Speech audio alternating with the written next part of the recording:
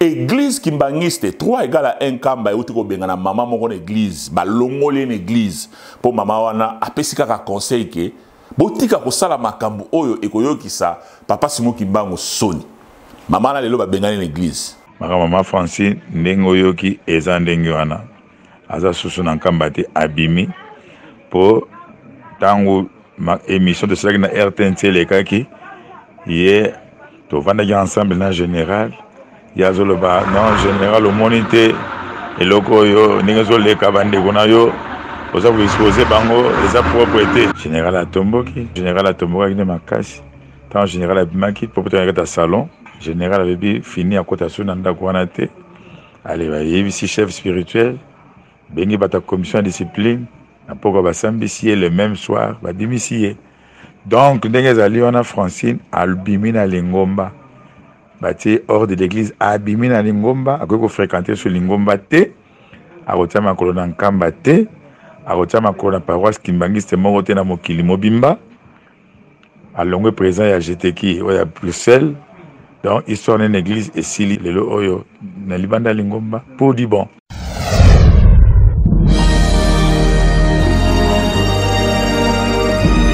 La vérité, écoutez Kalabele, la vérité. Les mensonges restera toujours les mensonges. Bah français, bah vous mentez, il en restera toujours quelque chose. Tazareko Kende, qui vivra, verra. Azole abino Jomak na Kimbangu 21. Église Kimbangu c'est 3 égale à 1 kamba. Na commandement ya papa Zako. Et où tu ko benga na maman moko église. Maman Ngwazali, moi na responsable ya paroisse ya Saint-Denis, papa Bakis. Moi na ye comme on a Francine Dibacha. Bah où tu ko benga na l'église. Donc, bengani, longole l'église, libéla, aoya souté. Bon, kaka, akpesi papa Zako conseil à Rolobake. Papa, makambo ezo li kana ba télévision. Oyo bato bazo kende ko sala ba conférence makambo belé eza malamu te eza ko yokisa, boza ko exposer lingomba na l'état na bato ya mokili. Papa Zako tomboki makasi. Abengi bato ya discipline, boya ba bengani maman en église. Ba suspendre ka moi mukete me ba bengani libela ezama kamona ngaite mais boyo ka témoignage ya papa apo salimba a bengaki ndeko moko po ayebisa ye makambo e bolanda maman Francine ndengo yoki eza ndenge wana aza susu na kamba te abimi pour tango ma émission de cela na RTNC lekaki hier to vanda ensemble na général Yazoloba, non, général au monité. Et loko yo, ningezo le kabande gonayo, vous avez exposé bango, les propriétés. Donc, pour naïe, général, il n'a pas fallu à permettre le connaître les cas. Pour bande goné bazana kati, mawa mingi, vous avez exposé lingumba et pas à l'État, et pas à Mokili, bande gonaye, talaka, maman général, général Atomboki. Œuvre yoto bébé sango kaboye œuvre grand-père bandeko bakoti na monde ya ba magie bakoti na monde ya franc-maçonnerie na monde ya lokuta makambo ya mabe ya soloka bongo balingi ba détruire nkamba balingi ko to sa chef spiritualité non général Atomboka qui ne makasi tant général Abimaki propriétaire de salon ngato daki pe wana bisono surtout ba mbuta mabise ba ben na lekine moko dodé dibata maman Georgine, où il y a un golf Gwemani, mère 41, il y a des femmes à présent au bout, on a reproché ma casse. Elle a dit général avait fini à côté de son andakouanate. Allez, il y a ici chef spirituel, bengi bata commission de discipline, n'a pas qu'à s'ambitier le même soir, va démissier. Donc, n'engezali on a Francine, albimina lingomba. Bati hors de l'église abimi na lingomba akoki fréquenter sur lingomba te akotia makolo na nkamba te akotia makolo na paroisse kimbangiste moko te na mokili mobimba alongwe présent ya GTK oya Bruxelles donc histoire d'une église esili tala pourtant zaka na privilège à côté pas général ninga lingi ko vanda ata 2h 3h du matin tozo ko sola na biso ko mabe ezate okozala la rane retard à travers na butu yo yebi azalaki enfant chéri ndenge biso sotozali azangi loko apesi mais talaka bana basi excès des ailes ndenge memiye lelo oyo na libanda lingomba pour du bon donc information ba yebisi yo ngana zalaki sur place, témoin oculaire, n'importe témoin de première main, j'étais là. Donc, ezali penza ndengona papa mabwaka, voilà papa. Nakanisi bandeko bino mo bouti kolanda, bo comprendre ya solo ki makambo yo, eza na politique mingi eza na se. Na lingi nano bolanda nano makambo yo mama wana monaki mabe. Bolanda nani émission oyo bandeko wana bakende ko sala. Lelo to ebike bandeko a trois égale bazo tonga misé, bazo sala ba misolo bazo sala kuna, mais misala ne société pour ani parce que ba mbongo nyonso eza ko kendende na ba makambo ya boy. Bakina RTNC ba futi mbongo pona ko sala émission ka pona ko loba makambo lokuta. Bolanda nano émission wana oyo mama wana monaki mabe. Bolanda. Lelo église kimbangiste. Tu ebike ça universel parce que c'est le monde entier et ça qu'on se porter ndengeni situation eza ndengeni.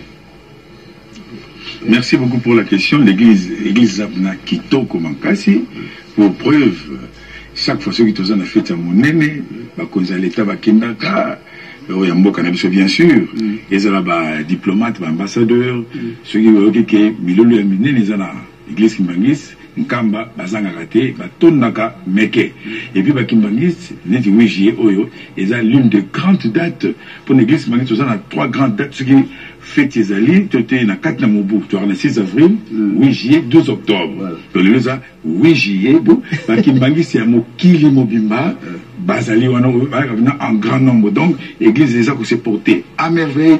Donc, papa Simon qui manquait en année, à ça évolué de succès en succès, l'église Kitoko, et l'autre Yamabekutu, égalité, Bomoko, unité, l'église reste une et indivisible. Voilà. Maintenant, vous dites que l'église reste une et indivisible, alors que vous avez dit que l'église Kimbangiste, c'est Kabana, hein? Papa Mathéus. Vous allez chargé de mission, la carte cabinet chef spirituel Simon Kimango Kiangani, ou à diriger l'église. Kiangani plutôt. Le Kiangani, à diriger l'église Kimbangiste Lelo. Comment ça va mon côté, n'a pas de centre d'accueil? Non, l'église Kimbangiste est au Kabonate. L'église est à Limoko, siège international est dans Nkamba, Nouvelle-Jérusalem. Et pas chef spirituel, sa divinité, Papa Simon Kimbango Kiangani, à Vandi. Quand vous parlez de Mokoto, pour nous, Mokoto n'existe pas. Et d'aller parti Magoya rebelle, d'aller s'organiser depuis 2002, parce que Ngaï n'a fandara à Bruxelles. Tango, Papa Fumambanda, Papa Dialongana Kiangani, Tikarabiso, normalement, il fallait désigner chef spirituel, c'était Papa Simon Kimbango Kiangani. Alors, bande comme Soussou, Oyamakoto, Bangonde, Basala Kilokola, va s'emparer dans l'église. Yango Moni, va s'accaparer dans l'église. Yango Mona qui que bientôt, beaucoup de livres, beaucoup de bimisi, autopécie éclaircissement. L'église Kimbangi, c'est une institution. Et ça, il y a une famille. L'église universelle. Parce que tant Papa Simon Kimbangu a joué qui responsable na epona ko Kambalingomba, a kamata ki famille, a tikaki. Na famille, yende a côté ki na programme Lingomba. Alors, ceux qui le lot, bolobi que l'église Kimbangi, c'est impossible. L'église Kimbangi, c'est ezali kaka moko. Yango moni bande kwa mokoto. Bayebi yango ke na statut na biso, ba chef spirituel adjoint existe à rater. Bangonde, ce que na ba document na bango coordinateur de chef spirituel adjoint.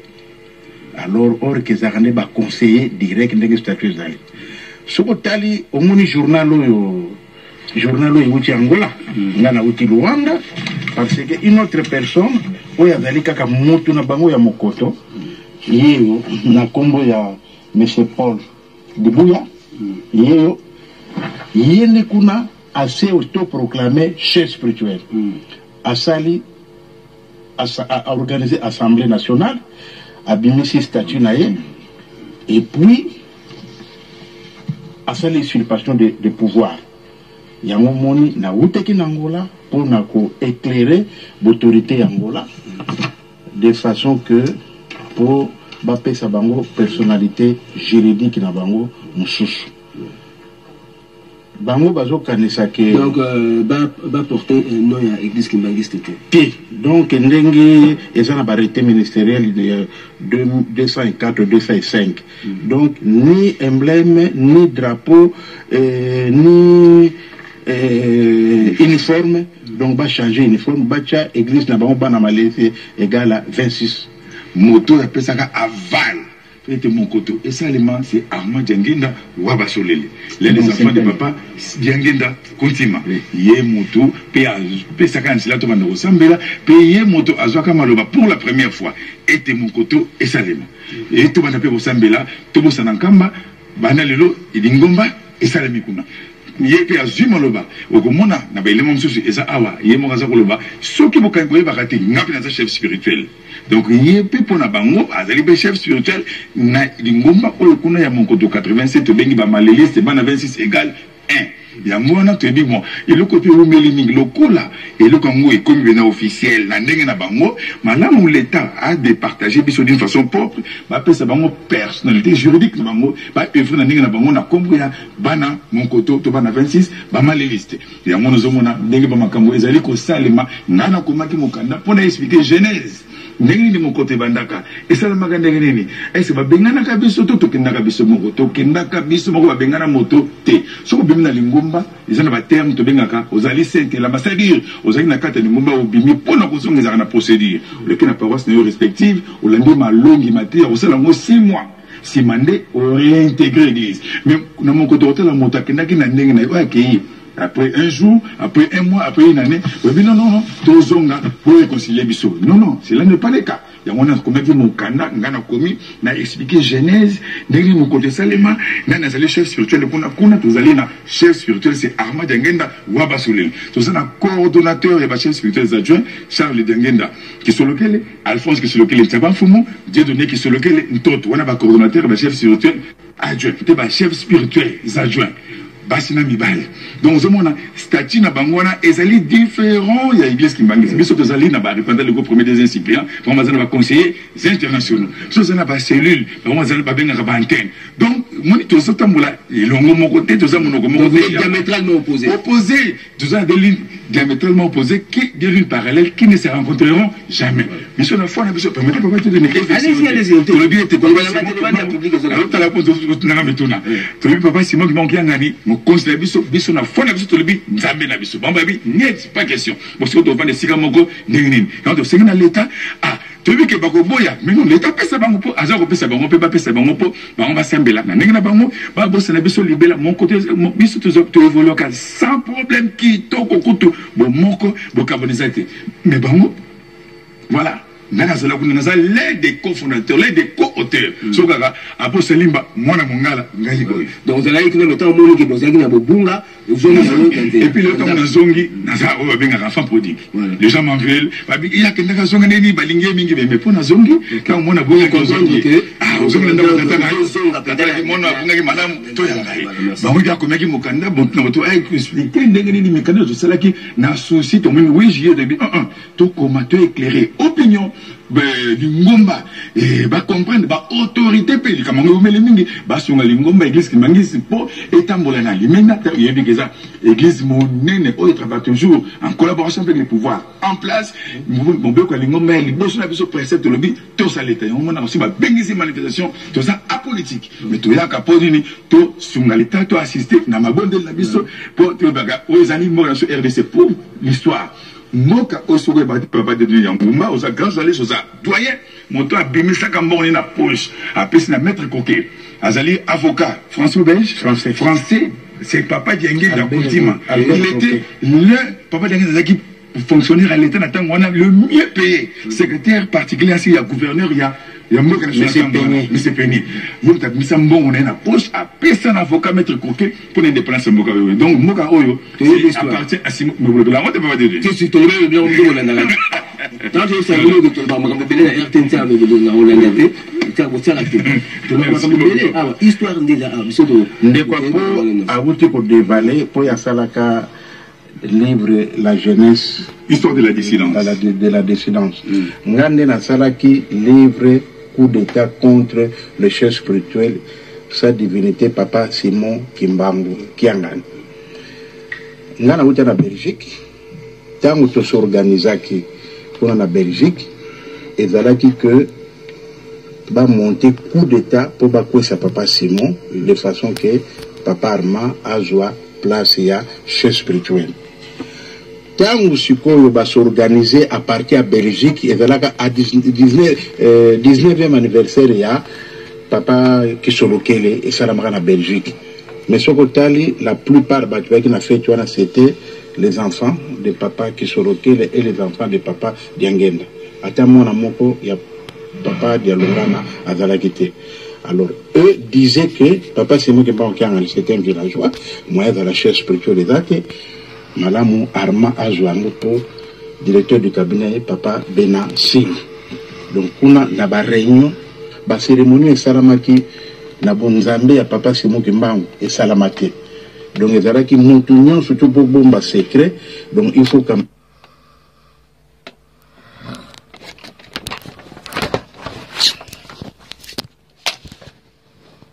lingombe ko kende bote ale il faut que ça bandini ba responsable ba bité photo benga réunion assemblée générale. L'assemblée générale n'est pas ba modifier ki makam. Bango ba kima ki assemblée générale ba camparer na lingomba. Moto bomoni pour Kisolokele a quelque s'installer na Angola. Yeshe spirituel. Mais on la sara na Angola. Bande konaye o bazana Kinshasa ba yebi angote. A modifier statut. Na kata statut wana abima yeshe spirituel représentant légal de l'église kimbangiste n'Angola. N'Angola. Yango to lobi boye. Lokola le ya pilier na bango. Le ya pilier na bango. Assez autoproclamé chef spirituel et représentant légal de l'église kimbangiste. Alors mais pourquoi pas lokola si bosa lingomba bo modifier statut na bino alors bolanda lokolo na ye.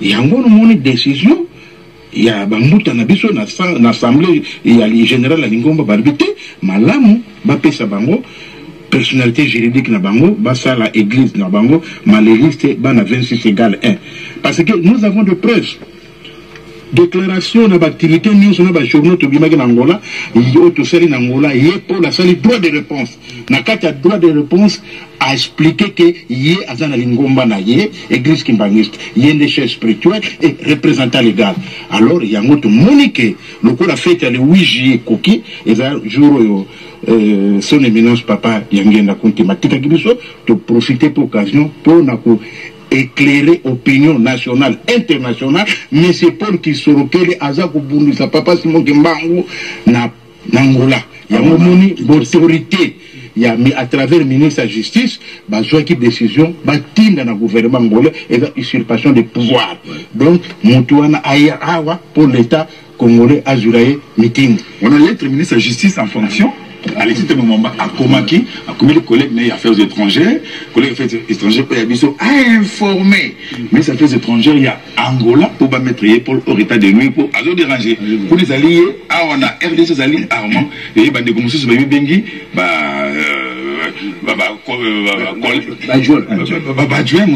collège, les chefs spirituels adjoints. Voilà une confusion totale. Confusion totale. Merci. Vous avez un élément où il y a ceux qui ont papa, le chef spirituel, Simon Kimbangu Kiangani.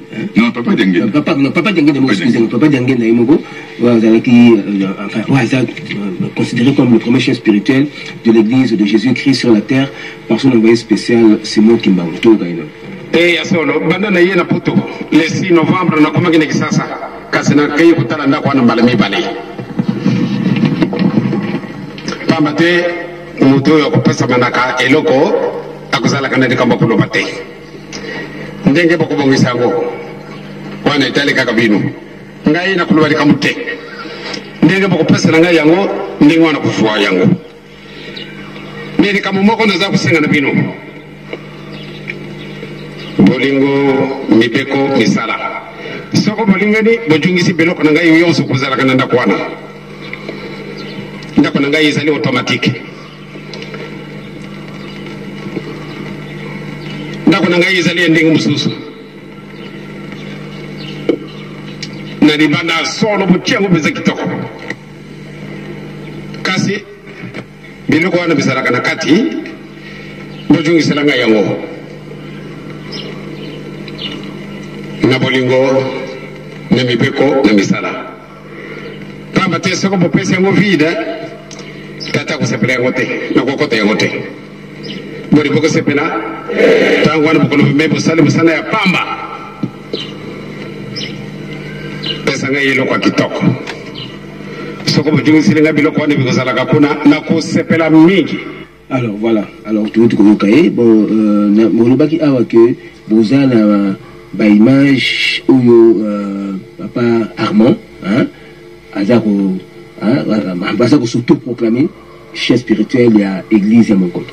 Voilà, et quoi après oyo ne papa d'angena zo lobela azo lakisa ndako na ye mon butali wana eza papa d'angena lobeli ndako na ya Monkoto tango abimaki bo biso bandimi to senga ka ba réflexionner mais un groupe de gens ba maléiste on est basenga batuna kisi batuna soloka batuna ba magie basenga ka ba réflexionner ndako wana groupe ba kimba ba volontaire nzoka ndé magicien qu'ils étaient qu'ils sont tant ba ki papa d'angena lobi papa un homme mystérieux papa d'angena ndako na bokati ba antenne nyoso tout. C'est le palais le plus magnifique du monde entier. Les beaux palais du monde entier. Le but de Kati Bantenne, ceux qui ont mis une bantenne, ont dit non, tika sur il y a mon côté, on a 87 dans Winter Bayaka. Les sociétés pour dire que les bâtiments va s'aimer à mon côté, c'est de n'importe quoi, c'est de la magie longue. Et là, comment c'est la Kakuna, exact. Bien, pas tellement qu'il va bailler, Kuna, les papas de la ceux qui ont besoin de ces bantennes, n'a pas encore beaucoup de bantennes, n'a pas Katiamo, n'a causé un TP jusqu'à sa mort, à Tika causé un sous T. Il faut mon acquis magie. L'église qui m'engage, ils ont la logique. Non, vous à disposition, en tout cas. Même le corps, vous avez la volonté, vous avez beaucoup de mécanismes, beaucoup de expliquer. Voilà. Alors, la monnaie, papa Luzolo Bento, à la moelle Kamaloba, papa Luzolo Baksani, Bande Korbolingo, Toyo qui était au Mutamabiz, à Silikoloba, na Mutapo. Les Kamboya Mounen était Nabokomi, était Mouto à se détruire l'église Kimbangis Nangola, Moto ya Mema qui est. Ezali ngai monsieur Ben. Alors le moment oyo ngape na yebaki tete azali mon chef spirituel. Mais azoko détruire lingomba. Yango na moment oyo l'état angola. Na ba démarche nyonso oyo eza ko sala l'état congolais na l'état angola yango na été osengete pour te crise oyo esila. Bango bazwa personnalité juridique na bango batika biso. Pour le moment oyo Oya Sala Yamakasi a bengisa les grands marabouts. Son Excellence Ismaël Gandhi Azali Camerounais Azali vivant Bandeko on a joué Sabino était Katina Lingomba Oizo Sala Makati na Bandeko Bazana 26 égale 1 Bana wana se ba baby ba koti na makambo o etali Yamaji eza susu église qui m'a c'était nenge ba kei ba keneli bela ba zonga les susu te. OK. Merci beaucoup. Alors tout la deuxième image est en rapport avec Kopoto Soukisa. En rapport avec Bandeko wana nenge benza ba koti na monde mo ya mabe bazali batuna soloka et puis ba mo ba se créer ba confusion ya mo to la ndamo ensemble nenge mo sengi en tant que candidat présentateur. Tout la ndamo. Moi-même, je l'ai dit et je l'ai répété tout haut, je suis dans ma chaise pour le l'église. Je l'ai jamais dit. Mais aujourd'hui, je l'ai dit tout haut. Je suis là, je dirige les fidèles. Mais là, on a la formation, on a confiance en tout ça. C'est là qui l'a dit, c'est mon combat. Et là, les gens ont fait. Et là, les gens qui ont fait la formation, ils ont mis sur les comptes. Nous, là, on a la formation. C'est un profil. Nous sommes des formations. Les managers, ce sont des affaires là-bas, on a besoin de la formation. Ils m'ont dit être maçon, c'est synonyme de réussite. Là, les managers. Bon, ils ont surtout basé par magicien, par franc-maçon, par rosicrucien, bazar bandoki. Bazal batula talisman obe basala kabaki bakoko kulinga ngaike pambate ngai na bango bokesa ni bozali. Alors tout la bilili bosiko na moni photo soki ça pour bolobi makamna ndenge sengeli to landi na bilili wala alors to boko soki ça na ndenge ni bino mo meni ba élément ndenge leki mais c'est vraiment lobi na bombaka Mais là, on a le BT, Nathalie, chef spirituel. Si papa Simon qui manque donc l'acteur chef spirituel de l'église Kimbangiste et chef spirituel, moi également je le suis. Donc il y a des mots conduits à l'église, Martorel. À ce moment-là, franc-maçonnerie, c'est un mot normal. Et là, il y a ma BT. Donc, quand vous avez la maçon, vous avez une formation, ils ont un BT. Pour dire que, le lot va vivre, beaucoup désacraliser un camp, beaucoup bébé sans camp, possible beaucoup de monde de magie. Vous menez Martorel, il y a mon voisin qui déclarait que formation, ils ont une formationnerie, pardon, ils ont un BT. Vous avez un maçon, ils ont une signe à réussite. Mais on sait que les formationnaires, ils ont signé à réussite. Donc, ce n'est plus l'église qui manise. Ne confondons pas l'église et la famille, papa, désolé. Nathalie mise au point mon question à l'objet. Qui sur lequel il n'est pas la famille biologique de papa, qui sur lequel il n'est pas biologiquement petit-fils de papa. Simon qui m'a mis à Zakouaye pour nous retourner l'ingomba. Voilà, papa. Oui. Bon, on a la situation en Angola est commis sérieux parce que Nabimi si 3 journal n'a dénoncé le comportement de M. Paul. Et puis M. Paul, tout ça n'a audio. Oyo azolo banaba message naye que son excellence monsieur le président de la République a un camarade naye qui dit à camarade naye bakola isika moko baza banango gombe ce qui est azo c'est la réconciliation parce que camarade naye son excellence président de la République assura qu'il y ait que à quoi accompagner bango pour na makambo etali réconciliation biso Toboy réconciliation parce que tu as la raison. Paul Kisolokele a modifié le statut, a organisé l'Assemblée nationale, a s'est autoproclamé leader spirituel et chef spirituel. Kuna pe Nangola, l'autorité Angola Bayebi, Nenga Zorobake, son excellence président de la République Jean Lorenzo, Tamayaki, Ayakiawa, Ayebaki Amupo, président Félix Apesa qui est invitation à Yana Kinshasa. Tu informer que l'autorité Nyons. Il y a un autre Senga. Nos autorités congolaises, nos autorités angolaises, basent à disposition pour l'église Kimbangiste, c'est le patrimoine international. Parce que si aujourd'hui vous parlez de Maman Kimpavita, vous parlez de Kulumbimbi, c'est Maman Kimpavita qui a annoncé l'arrivée de Papa Simon Kimba. Donc, c'est un patrimoine. Merci beaucoup. Papa Luzolo Bento, rapidement pour tout le monde. En tout cas, biso ndenge oboyoki mbutama biza lobi to bamingi te. Ndenge se bakei bakende libela bazonga lisusu te pote bakomema na nkamba milimo mabe oya magie po bya kokotsa na nkamba po biso nyonso tokoma na konta magie église ya molimo ya Simon Kimbangu mpona kobikisa bato toza na maya nkamba na mabele ya mone bikisaka toboyi magie asili sibu. Merci beaucoup à chers téléspectateurs. Nous venons donc de recevoir là monsieur Mathéus Mabuse qui lui est le chargé de mission au cabinet du chef spirituel Simon Kimbangu Kiangani, et puis à sa gauche monsieur Apo Salimba qui est Mwana Mungala, membre de l'église Kimbangiste, et puis Papa Luzolo Bento qui est également chrétien Kimbangiste. Voilà. Ils sont venus faire une mise au point sur la situation de l'église Kimbangiste aujourd'hui dans le monde. Ils ont dit que l'église Kimbangiste reste une et indivisible malgré quelques dissensions qu'il y a eu, et puis ils préfèrent que ceux de mon côté puissent avoir leur personnalité juridique afin d'évoluer indépendamment de l'église Kimbangiste qui est véritablement chrétienne, et pour que ce patrimoine international qu'est l'église Kimbangiste ne disparaisse jamais. Voilà, chers téléspectateurs, au revoir et à la prochaine.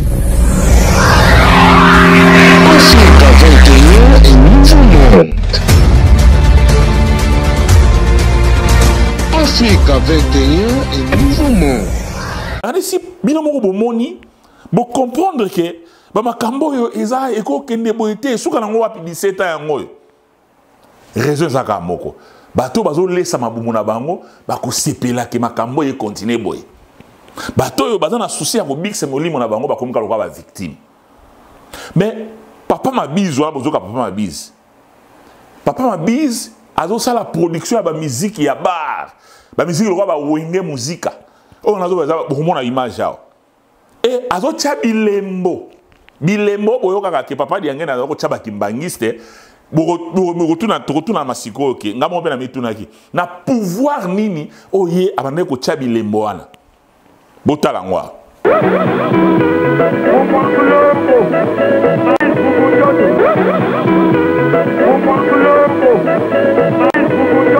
Haizole babino Jomak na Kimbangu 21 na video oyo bokolanda ndenge nini chargé de mission ya église kimbangiste El Nkamba azala ko produire wenge pe ko tia bango bilembo ezali oyo papa dange na banda ko tia kimbangiste awa chaque année ou bien bazo voyager mais chargé de mission abanda ko tia bana wenge loko wana mais lelo azali muto azali proche ya chef spirituel pe ko sala ba mission na ba polémique mingi bozo mona lelo mais na tango wana le wenge kabwani ye pas azali ko sala yango lelo bomona ba waze kwa na Nkamba ba weranson ba tola nyonso eza musala ya chargé de mission ti bozo mona bazo ke na ba RTNC ko lo ba nyonso bazo lo ba wana bolanda ye awa botala ndenge na bande ko tia bilembo pe ko produire wenge muzika oyo ba nyonso ba yebi ke bazalaki na polémique lelo polémique wana papa Mabize oyo ba benga fumutoto azongeli même polémique mais siko na cadre ya makambo église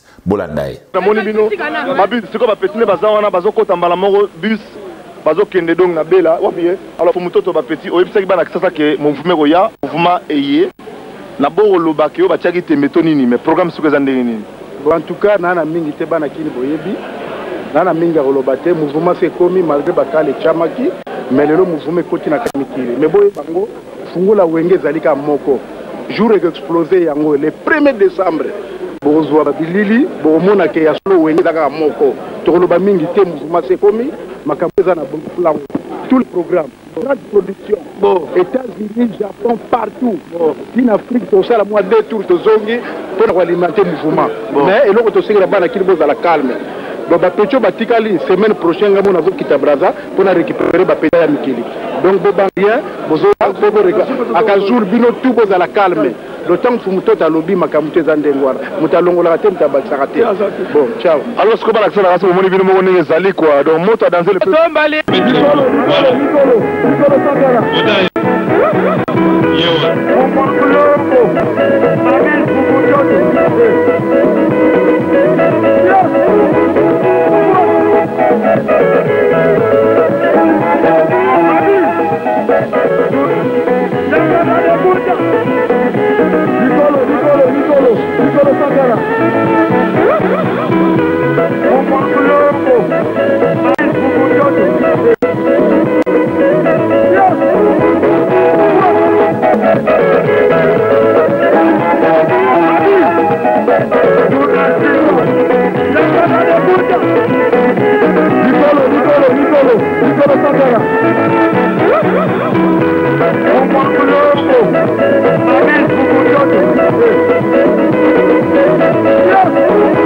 Mouvement c'est commis malgré bakale chamaki mais le mouvement koti na kamikiri mais boye bango fungula wenge zalika moko jour explosé yango le 1er décembre bozwa bilili bomona ke ya solo wenge zaka moko chef spirituel moko oyo nyonso akozwa kumba église Kimbangi so na ordre de mission lokola biso doza na ote signé par chef spirituel azali kimbangiste te mais boye bango fungula wenge zalika moko jour explosé yango le 1er décembre bozwa bilili bomona ke ya solo wenge zaka moko lingomba kimbangiste ezaka na direction ya Nkamba chef spirituel moko oyo nyonso akozwa kumba église Kimbangi so na ordre de mission lokola biso doza na ote signé par chef spirituel azali kimbangiste te nana mingi rolobate mouvement c'est commis malgré bakale chamaki mais lelo mouvement koti na kamikiri mais boye bango fungula wenge zalika moko jour explosé yango le 1er décembre bozwa bilili bomona ke ya solo wenge zaka moko lingomba kimbangisi ezaka na direction ya Nkamba chef spirituel moko oyo nyonso akozwa kumba église Kimbangi so na ordre de mission lokola biso doza na ote signé par chef spirituel azali kimbangiste te bomona ke ya solo wenge zaka moko chef spirituel moko wenge zaka moko chef spirituel moko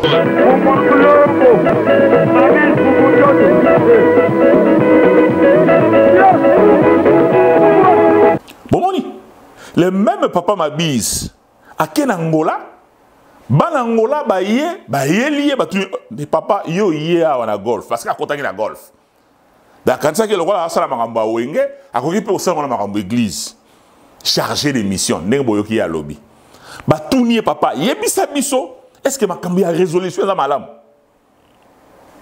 atali koto yo azaki obligé la vérité boyokaye oyana bino est-ce que chef spirituel adjoint awazalaki déjà na programme na bino ya koya awana kati ya mboka ngora normalement tant on a dit la prière annonçaki koya te na isaki que en tout cas bref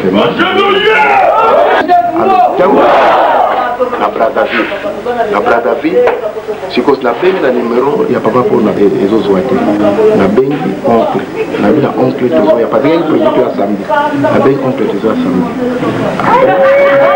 problème est sûrement oncle avec ça que na zoya malande to dit que bokabona ezali batili comme baleza bokunda 26 égale 1 na bat oyo bazaka ba lobi que 26 té parce que papa Simon na 4 26 mais bat ba lobi que kaka papa Simon bande qu'on a été papa étant qui est responsable toujours proche à papa le lobi na de Kambouane mais normalement tu vois comme là ba monter pour papa ba on ça tu ba que là ce qui problème est ça il faut pas traiter autour d'une table ndenge na zapo ndenge bazawana nazali l'un des stratégies na bango ndenge bazawa parce que dans bakei osangana na po bake makambo je les téléphone tous les jours pour na kopesa bango conseil alors situation est déplorée. Donc la situation est déplorée. On est obligé de les évoquer. Maintenant, on dit que Angola, ça est Tsimsan. Pour la bande à New Suba Kuta Nakamba, c'est un mois d'après. Dans ma bête, donc il y a de façon que tout le monde, tout le monde, Ezala, Papa José, Ezala, Papa Nani.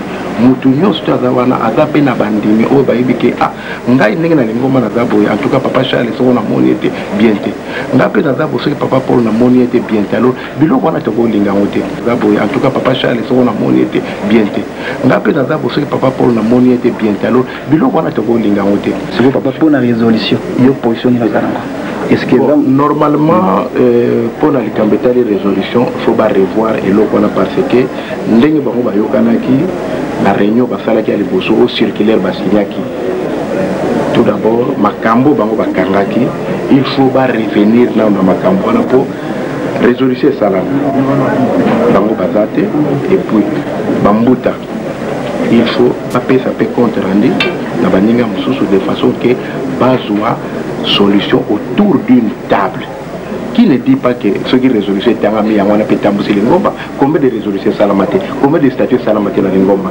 Mais tout d'abord, il faut avoir l'amour. Si vous avez l'amour, vous avez la paix.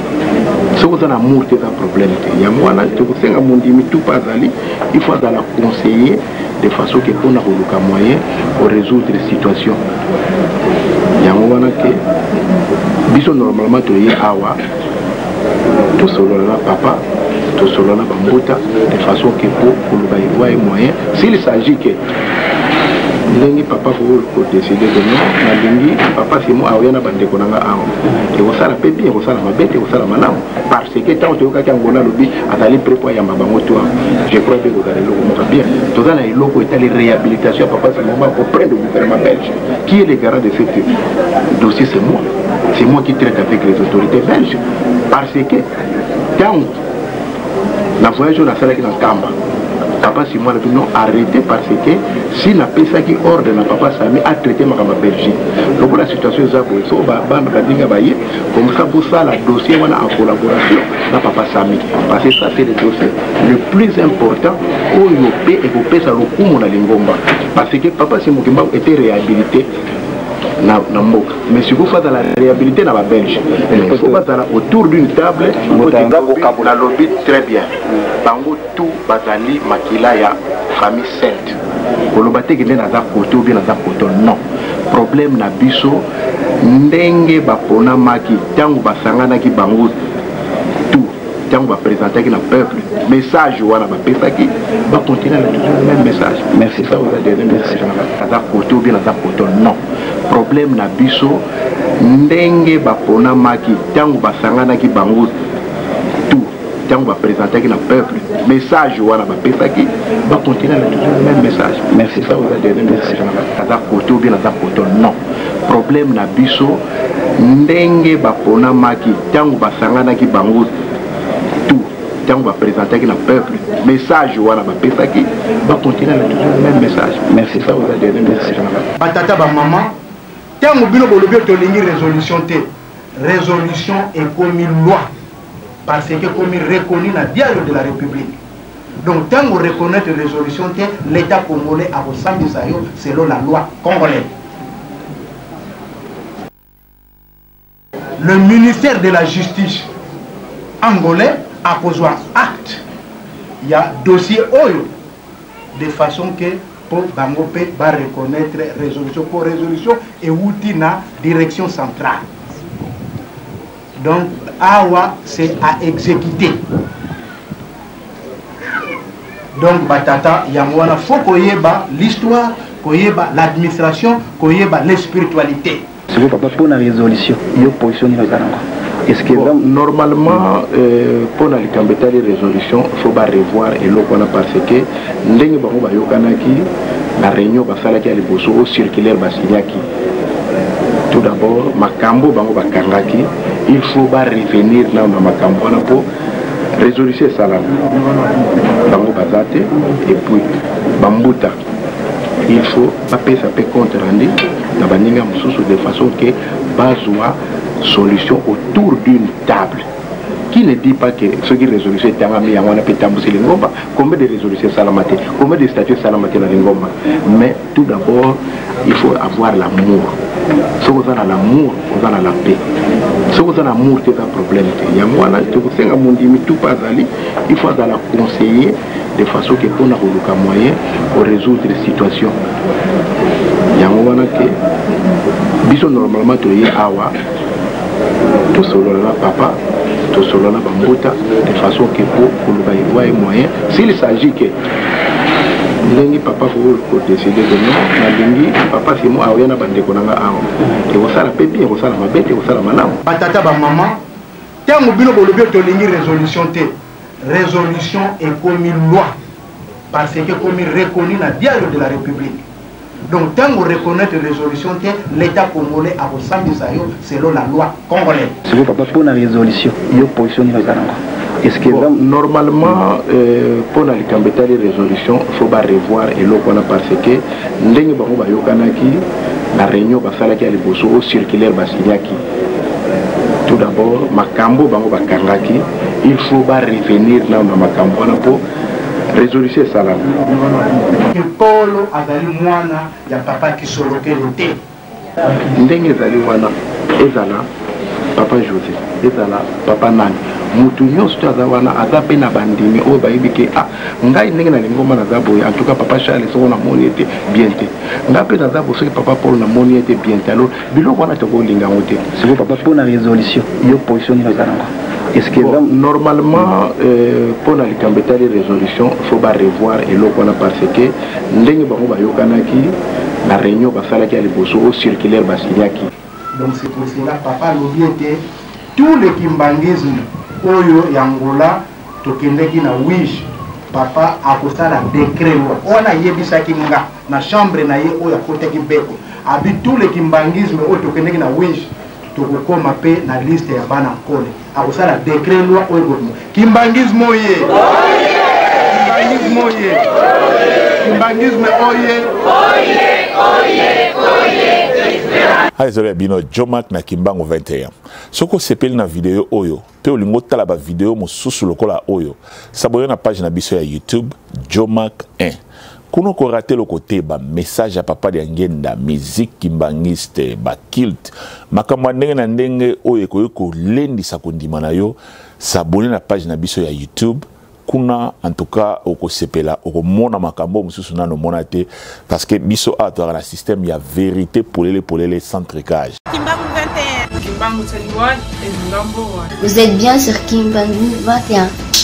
Kimbangu 21 is the best. Kimbangu 21 is number 1. Kimbangu 21. Njomambo. Vous êtes sur Kimbangu 21, number 1.